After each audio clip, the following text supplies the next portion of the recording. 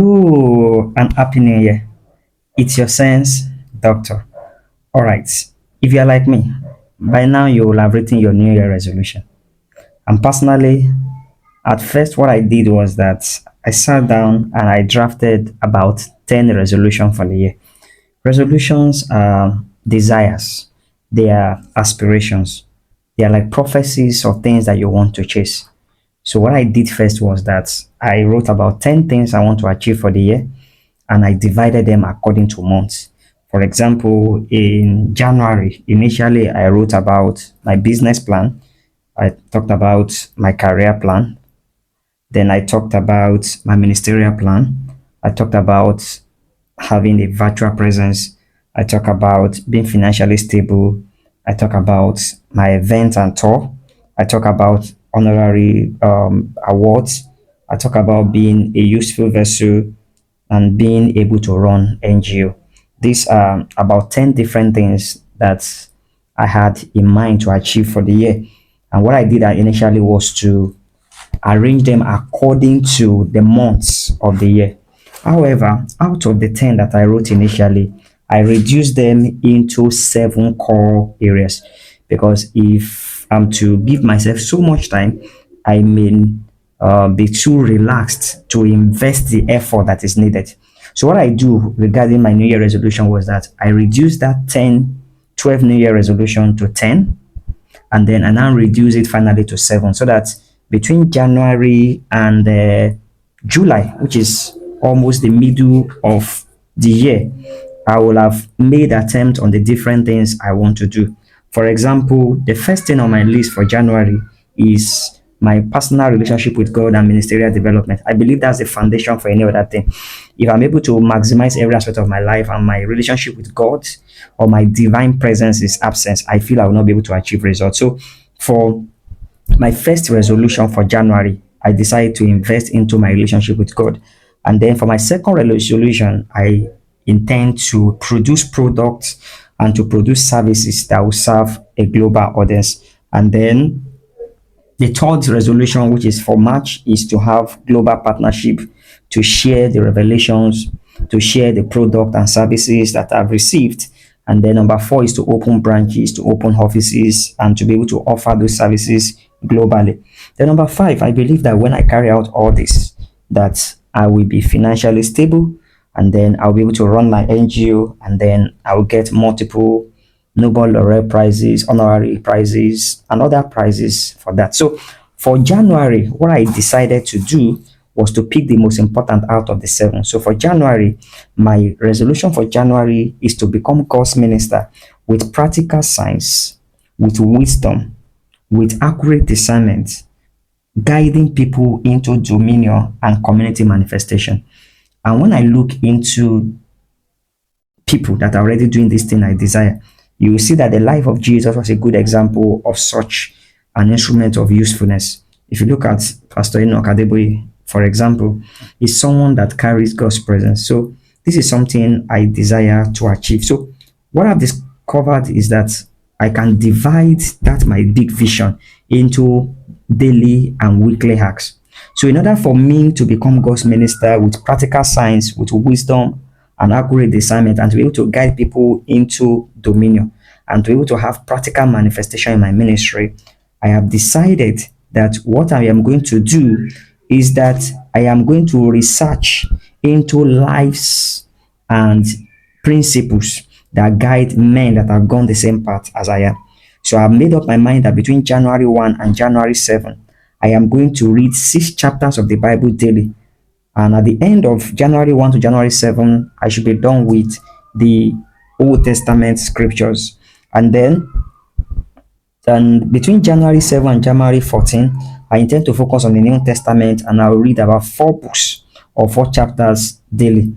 And then between January 14 to January 21, I want to read the book of Judges, Kings, Prophets, and the Apostles, their life, and learn from them.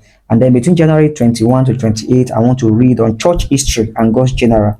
And then from January 28 to 31, I want to launch out. I've also decided that every week I am going to be reading about the lives of contemporary men. For example, every Monday I'll read the story of Miles Monroe. Every Tuesday I'll read the story of Sam Adeyemi. Every Wednesday, I'll read about Mike Murdoch. Every Thursday, I'll read about David Oyedepo. Every Friday, I'll read about Ryan Bonke. Every Saturday, I'll read about Mensi Otabir. And every Sunday, I'm going to read about WF Kume, believing that by 28 to 31 of December, I will be able to operate in the same dimensions they operate. I am going to learn from their beginning. I'm going to learn from their foundation. I am going to learn from their lives, and that will become a worthwhile for me. I believe that one of the ways to go far, like Isaac Newton said, is for you to stand on the giants of people who have gone ahead of time. So I believe in New Year resolution if you have the discipline to make it happen. If you have the commitment to make it happen, it's going to create a shift, because the Bible talks about teach us to number our days that we may apply our heart unto wisdom. Anything you are doing, resolution or no resolution, as long as you have that discipline, as long as you have the wisdom to apply your heart unto wisdom, then go ahead. So for me, I believe in New Year resolution. However, I am creating a plan, I am creating a discipline, I'm creating a system and a structure to ensure that at the end of the times, I'm able to achieve my desire. So I'm believing that at the end of January, I will have achieved the ability to minister for God with wisdom, with discernment, with clear evidence, with manifestation, and I'll be able to help people to enter into their destiny. However, I must invest January 1 to January 28 in myself, because it is what I have that I can offer to others. So I want to challenge you to also sit down and write your vision for the year. Divide those visions into months. Divide those visions into week. Divide those visions into day. And then you make it a point of duty to be disciplined. If you check into the comment section, you will see my free masterclass where I drop content and newsletter that will help you to be able to achieve your meaningful vision as an ethical leader. If you check all social media, you find me at Resense Doctor, at Resense_Doctor, and you see me drop content that will help you. So join me in this journey for January as I discover the secrets and the hacks for being a vessel of honor, a vessel of practical realities. The earnest expectations of the creature wait for our manifestation. So what does it take for us to manifest like Enoch? What does it take for us to manifest like Jesus did? What does it take to manifest like this saint of old did? So that is what my commitment is. So I am not asking you to do what I am not committed to do. I am just saying this is what I'm doing. Follow me in the journey as I share with you.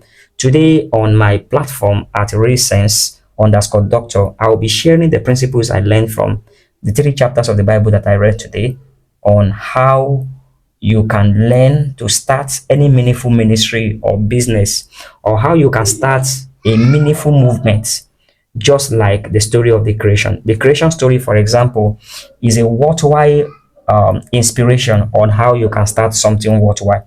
So if you check, you are going to see me discussing about the lesson I learned from Genesis chapter 1 to 3. And that lesson is for people that are in school at the moment, people that are apprentices at the moment, and they intend to start a business, or you intend to start a ministry, or you are working right now and you feel that you want to start a brand, you want to start a platform, you want to start a channel.